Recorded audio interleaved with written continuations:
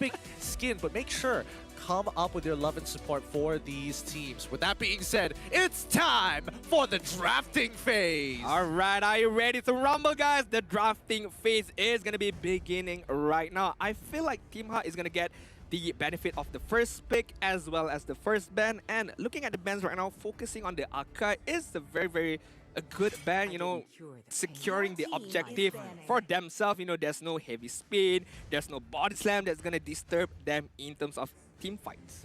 Nothing to worry about there, but TODAK instantly following those keys to victory bans out the Valentina. Now, being on the red side, it can be a little bit oppressive. It feels like you're always responding to having to get rid of these OP picks, but let's not forget that Team HAQ only gets the first pick of the litter. TODAK will be able to respond with 2.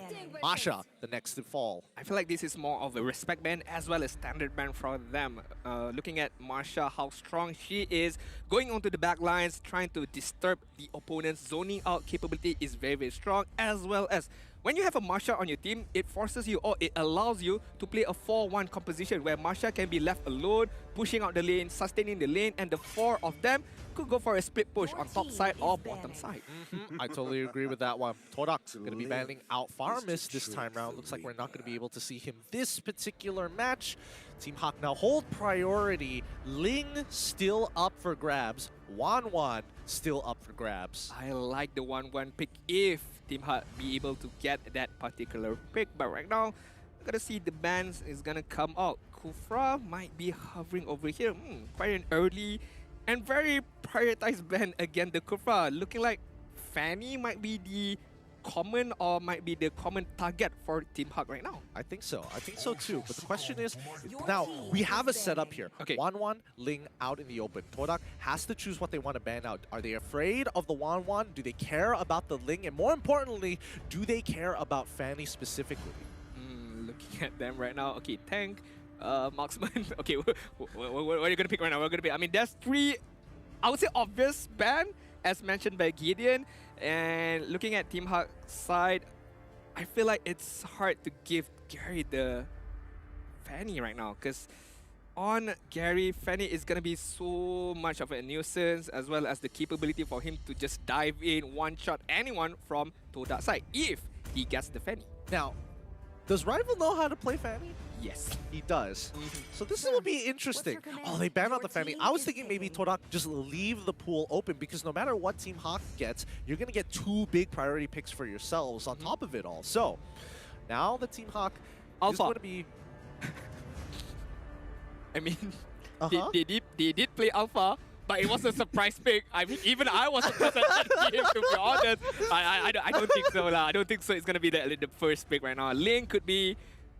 Julian is still there, as well as 1-1. Well, Julian is still there, but I do think that 1-1 is a must-take here. Now, honestly, I thought this was a bit of a interesting call-out by you. I thought you were timing it or something. It looks like you're making eye contact with the coach on stage to be like, Alpha, Neuralink connected. But 1-1 going to be the obvious take here. 75% win rate. I hate seeing the fact that it's only 75%, but it is still a powerful pick.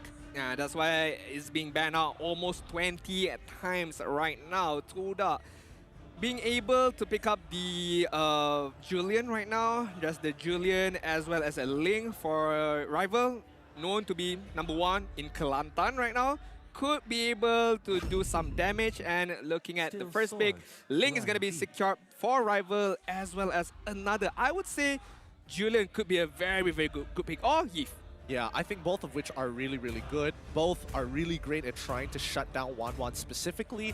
Ling is not that bad because he can close that distance. And when the iframes comes out, no worries, Tempest of Blades. I can dodge a good chunk of the auto attacks. But TODAK this time, they're going to be locking in the Grok. Now, since Momo is playing as well as Chiku, only one of them can be a gold laner. Yeah. And I'm guessing that's going to be Chiku.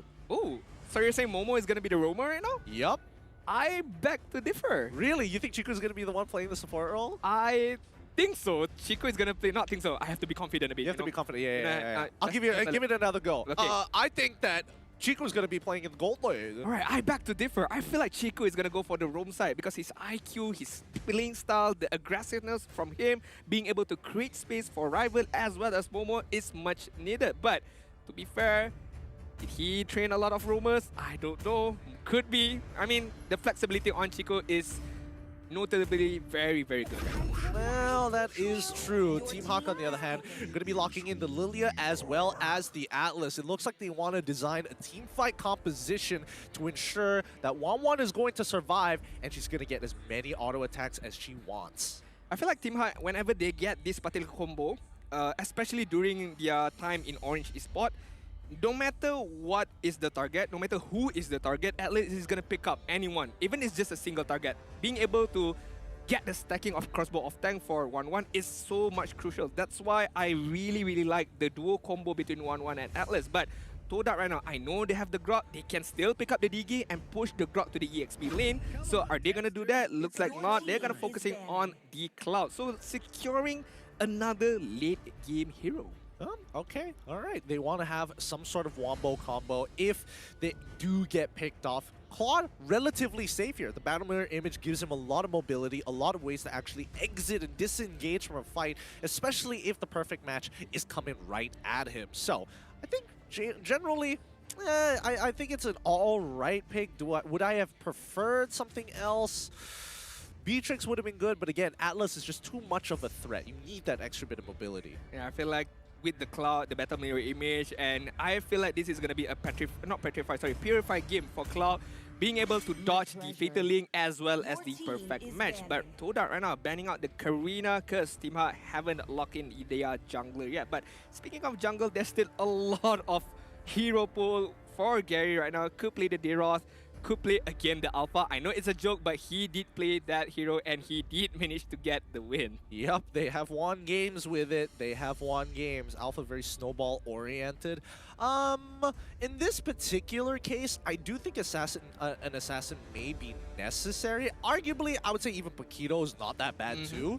As long as you're able to kind of just create some space for your team and actually be able to combo off on the initiation from Atlas. Okay, to be honest, I want to go to TODAK side first right now because I feel like banning out a lot of EXP laners for Lola is really, really good because I'm not too sure about his bigger hero pool. Yes, he can play the Marsha really well, Esmeralda as well, so focusing on Lola could be the prioritization because banning out heroes from Gary is a bit tough because Gary is quite a big hero pool player. He can play, as you mentioned, the Paquito, the Deroth as well. So we gotta see the last ban coming up from TODAK. And looking at, speaking of TODAK, this is the TODAK camp, I would say so. Yep, that's definitely the camp. That definitely gives us a big signal there. But now Paquito, oh smart, Paquito ban coming out for the side of TODAK. Team HAQ responded earlier, banning out the Sicilian, and it is true that Moon hasn't gotten a pick within the first phase.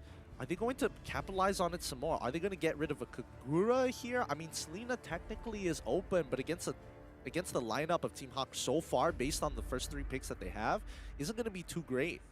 Yeah, I feel like Kagura or Kadita could be a good ban right now because if they force Moon to play some kind of a position hero like Xavier or Yves, they can be countered by Atlas using the perfect match, using the Fatal Link. So banning out either one of those 2 heroes could be very, very beneficial for Team HAQ, or they have another different side they want to go.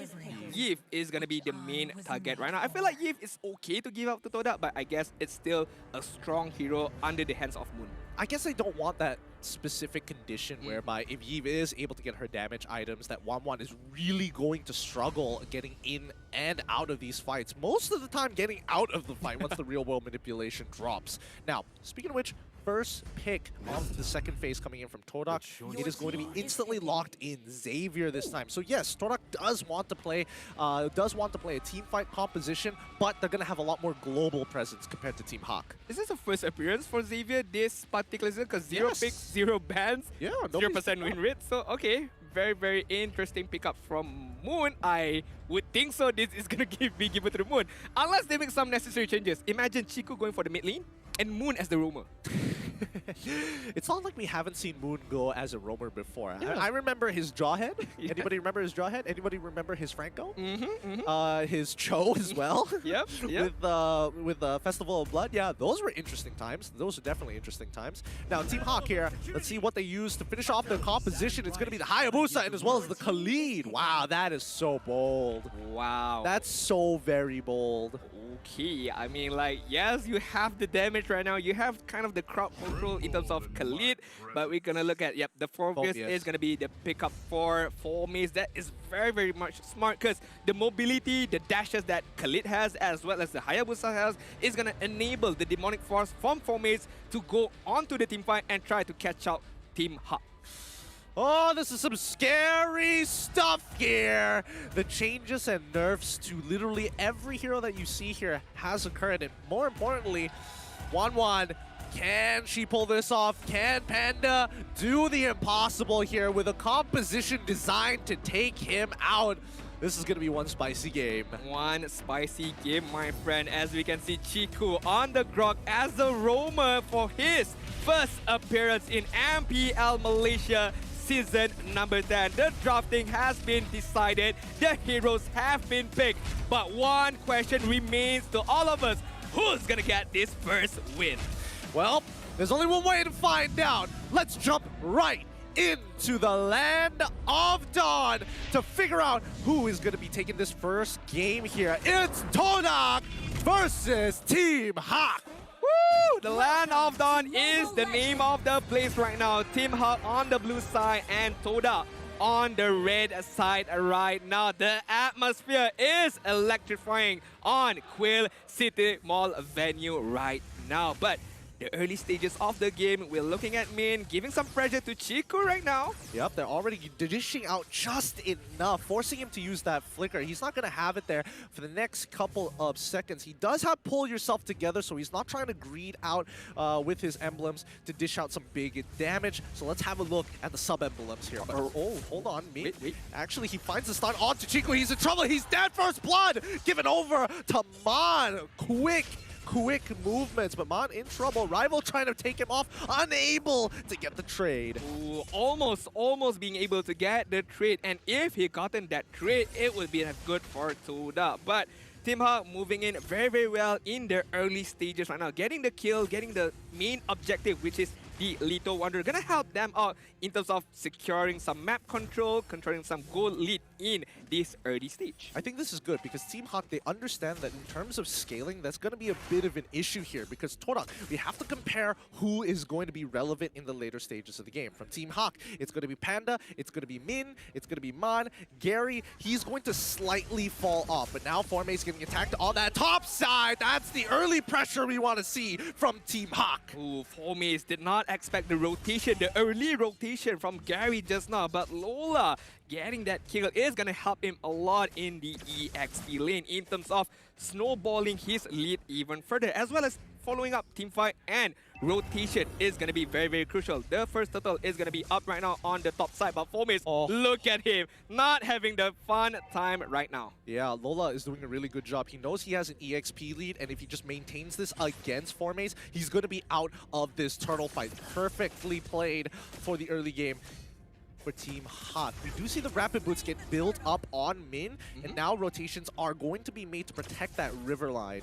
Right, slowly creeping up the lead for Team HAQ right now, closing in that 1k lead, but Rival right now is gonna get pulled. Wait, is this going to be a... Oh no, Tempest of Blaze is going to get him out before the weakness points are going to be procced. That might have been a kill for Panda, but it looks like it's all good, and Team HAQ continue to control this game. Chiku can only be in a certain number of places at a certain number of times, and if Team HAQ knows exactly where that's going to be, they get first initiative.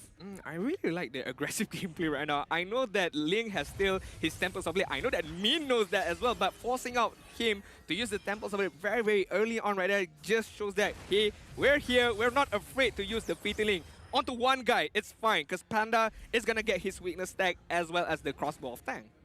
Exactly. Now, the lanes are going really well for Team HAQ, right? It hasn't really translated into anything just yet. But Lola, a level up on Formace. Just a little bit of EXP. Panda against Momo, still exactly the same. So that means that Gary and Rival, yeah, exactly the same position as we did see before. Nothing much has changed so far. Oh, we are seeing the ult coming out of Moon. It looks like he just wants to clear the mid lane. Yeah, as well as Chiku using the wall charge just now, getting away from Mon as well as Gary, but looking at the middle side right now, Mon, gotta be careful. The blade from Rival slowly doing some damage against him right now, man. Yep, he's walking up forward. He's looking for Rival. He's going to zone him out as soon as possible. He's really out of position, but I don't think TODAK is in a position to actually punish it. But they find Momo. They pull him back in. Battle Mirror Image is all ready to get there to get him out. Purple Buff being heavily contested. Rival needs this badly. Tempest of Blades being popped, being flickering out. So no playmaking capabilities for the next 100 seconds. Ooh, that was a very, very crucial scrimmage, little scrimmage by Randall. Lola coming in. Oki Shadow Kill gets one. Moon is dead, and Chiku is left to hold the lane. Wow, that was a quick kill.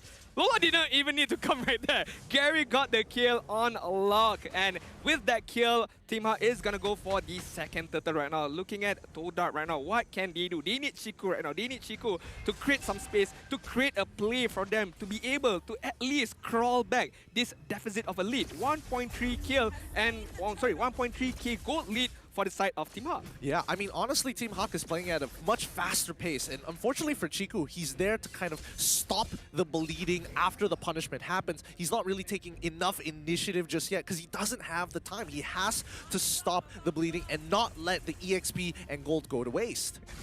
I like being blocked out by right now Lola. The lead that he has right now, he's just going to dominate 4Maze right now. But 4Maze, being the 4-Maze, he's just going to wait out for the Demonic Force in terms of team fight. But right now, Lola got to be careful. I think he should be fine here. He should be fine. 4Maze clearly doesn't have enough damage. He hasn't even completed his first item, the Clock of Destinies, just yet. He does have the Flame Shot, but still not enough to really go with here.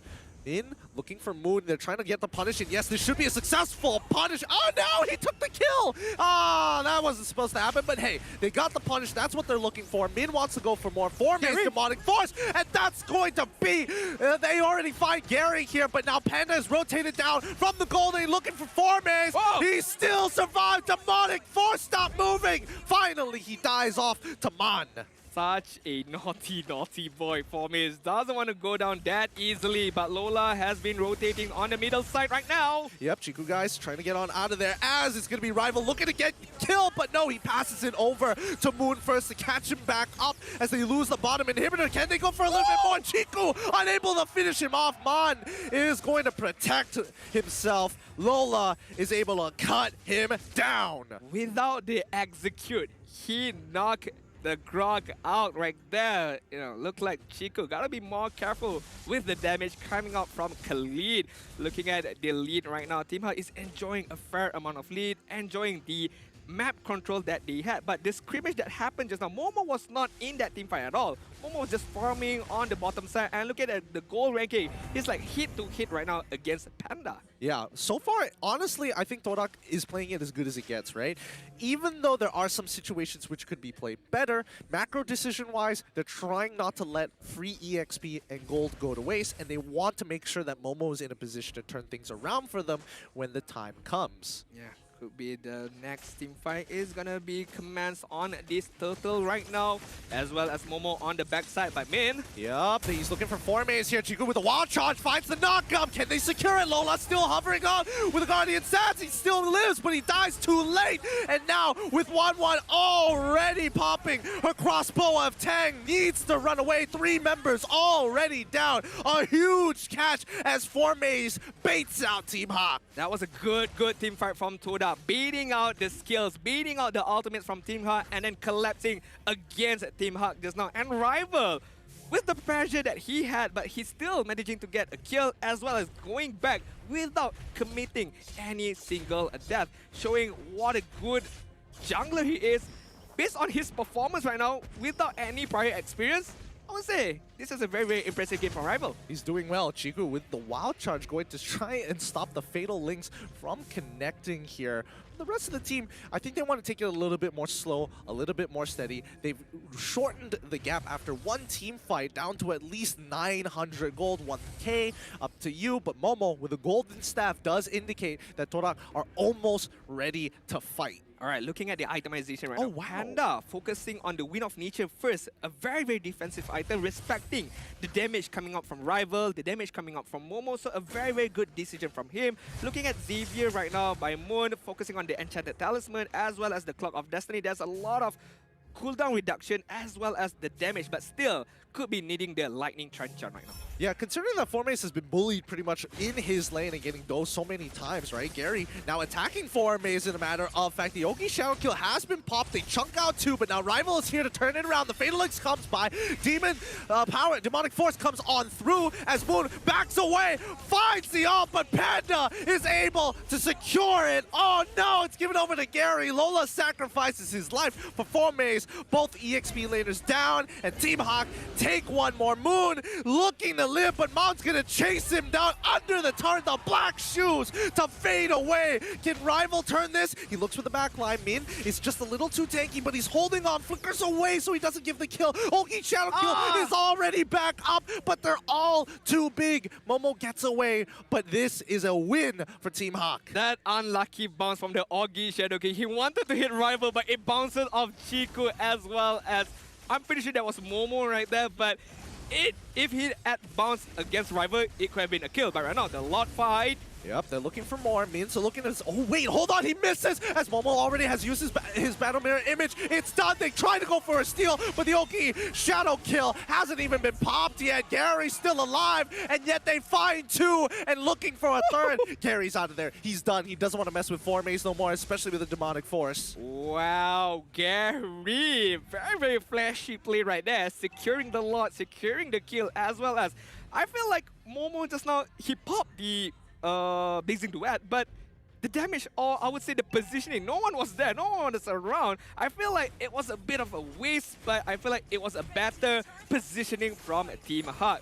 Going up against the Lord, pushing on the mid side and looking at Panda right now. The damage dealt, maybe not too much, but still, it's a force to be reckoned with. Yep. Oh my goodness, Rival is getting absolutely chunked out. Forced to use his ult. Oh no! He is unable to get out. Mon dies with his black shoes still up. The outer turrets are falling, but TODAK should be able to put up a successful defense. The jungle camp's getting taken away. This is starting to get a little frustrating, but TODAK understands that they cannot do much about it. If I were to come up to Man, I would say unlucky. Unlucky. Unlucky just now.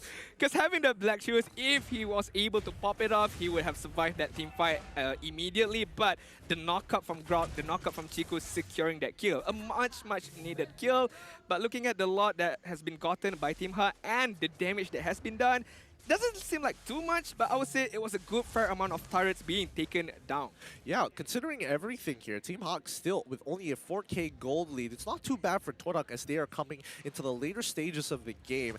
I'm surprised that Formace has been able to sustain this long, but now the backline getting attacked by Gary. The Oki Shadow Kill gonna bounce around, not exactly finding the right targets as Formace buys time with the Demonic Force. Here comes the Dawning Light, doesn't connect against him. Can they finish off this kill? No, Formace jumps backwards as Momo in the middle of the fight with the Blazing Duet already finds one. They take out Wan, and Lola is the next to fall, but he trades against Momo, and now Formace is still alive, finally dies to Mon, and the rest of TODAK, they have to pull back. It's a 2-for-2 trade, and still Rival able to scrape up some more gold, sends Min back to base. To be honest, Gideon, I'm not sure who was the big victor right there. I would say Team HAQ being able to get the outer turret on the middle side, but at what cost? But at what cost, correct. And Rival, speaking of macro decision, looking at him playing really, really well, he knows that he can't do much. He goes onto the backside, getting the kill against Min was much, much needed. And looking at the lot push advantage, gold earned,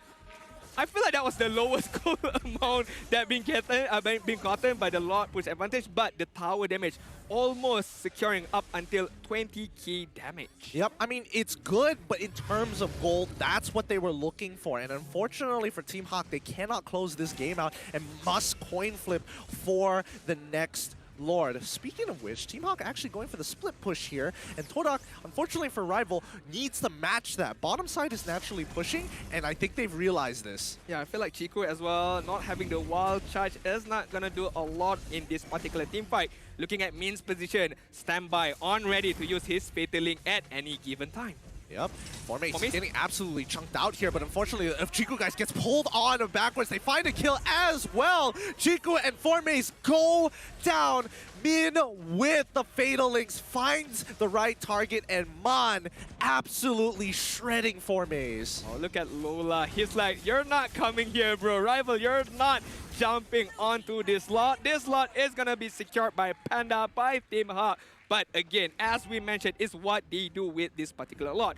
On TODAK side right now, I feel like Moon has the amount of damage. Momo has the amount of damage right now. But again, the opportunity to deal the damage is rests upon Chico's hand as well as Formase. But I don't see any of opportunity being opened up by Chico nor Formase. Now, that's the thing. I think right now, TODAK needs to get a traditional front-to-front. That's what they want. That's what they need. They don't have to initiate or do anything unless it is going to be a full frontal fight. If they get flanked by Gary, Oh, no. that's where a lot of problems start to occur. No purple buff. But I think Min is not gonna cut him out. It's gonna let him go, I feel like. Let's see. Does he pay for the pass? Nah. Does he have to pay for toll? Nope. Touch and go? No? Okay, cool. Free All right. pass. Free pass. He gets a free pass this time because the main objective is going to be the inhibitors here. Ooh. Now, Gary jumps right on him with the Oki Shadow Kill to get as much damage done as Formase gets into the middle using the iframes from the Demonic Force to dodge, but he's too late. Momo! He's dead. Momo, is he about to die? One on the crossbow tank doesn't secure it here. Dawning line, but Chico guys finds it. Able to take out Ling. He's done for. Lola walks away with a quicksand guard to save his life, but Momo patiently waits. Blazing Duet Crystal! finds one, but the Crystal is now exposed, and that's going to be the last member. Momo, the only one standing as Team HAQ end game one with a victory. The flashy gameplay, the mobility from Gary just now, securing the first win for Team HAQ. A very, very much needed win.